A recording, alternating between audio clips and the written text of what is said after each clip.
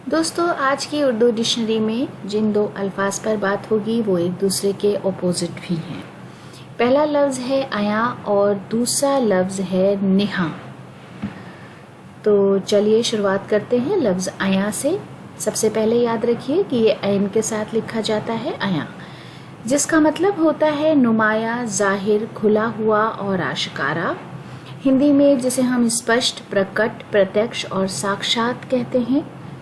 अंग्रेजी में इसके लिए obvious, evident, clear, manifest, to see with the eye and to see face to face जैसे अल्फाज इस्तेमाल किए जाते हैं। मकबूल नक्श का एक बहुत अच्छा सा शेर है, वो भी आपके साथ शेयर कर रही हूँ।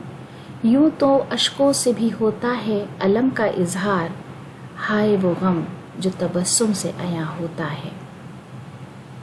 उसके बाद लफ्ज़ निहा। निहा का मतलब है छुपा हुआ, पोशीदा, मख्फी और पिन्हा।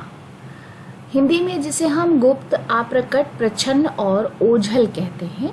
अंग्रेजी में इसके लिए लेटेंट, हिडन, कंसील्ड, प्राइवेट और सीक्रेट जैसे अल्फाज इस्तेमाल किए जाते हैं। नफ्स अम्बालवी का शेर है, जिंदगी वक्त के सफ़ों में निहा है साहब, ये गज़ल सिर्फ किताबों में नहीं मिलती है। तो दोस्तों, आज के वीडियो के लिए ये हमारी छोटी सी पेशकश थी। उम्मीद है कि वीडियो आपको पसंद आया होगा। बहुत बहुत शुक्रिया।